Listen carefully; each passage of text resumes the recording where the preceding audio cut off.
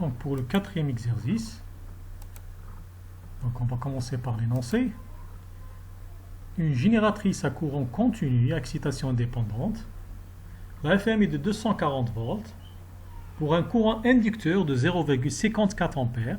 La résistance de l'enroulement de l'induit est de 0,08 ohms. La résistance de l'enroulement inducteur est de 30 ohms. Les pertes constantes, mais ce qu'on appelle les pertes collectives, elles sont de 450 watts.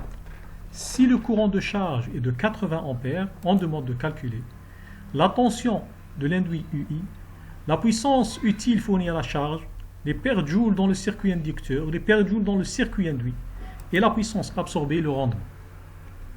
Pour les données d'exercice, si on fait une analyse de cet exercice, donc c'est une génératrice à excitation dépendante, où la FM est égale à 240 volts pour un courant inducteur de 0,54 ampères et avec une résistance de l'enroulement de l'induit de 0,08 ohms. La résistance de l'enroulement de l'induit est de 0,08. Les pertes constantes sont de 450 watts et le courant de charge, c'est-à-dire le courant de l'induit, c'est de 80 ampères. Donc, commençons par la tension UI.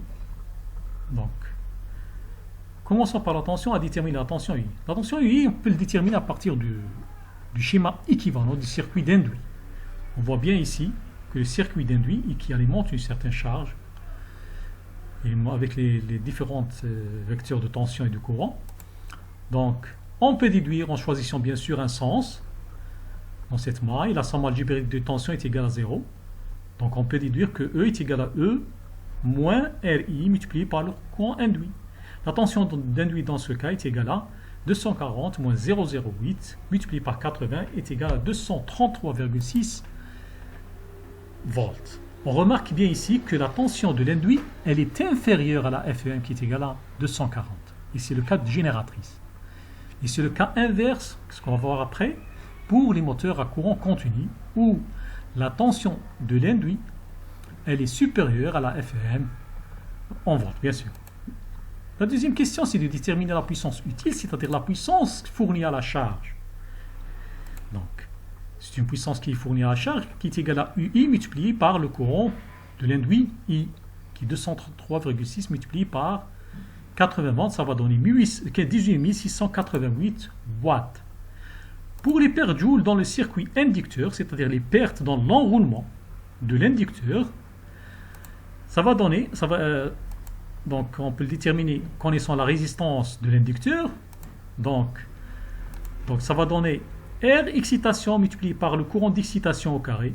Donc qui est égal à 30 multiplié par 0,54 au carré. Ça va donner 8,748 watts.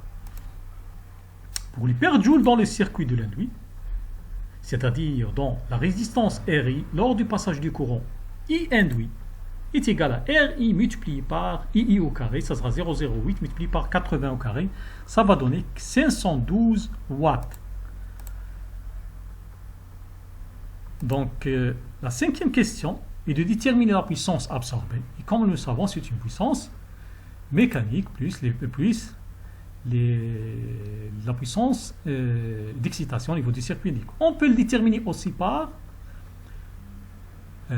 partir de la formule du bilan de puissance, c'est-à-dire la puissance absorbée est égale à la puissance de sortie, c'est-à-dire la puissance utile, plus la somme des pertes.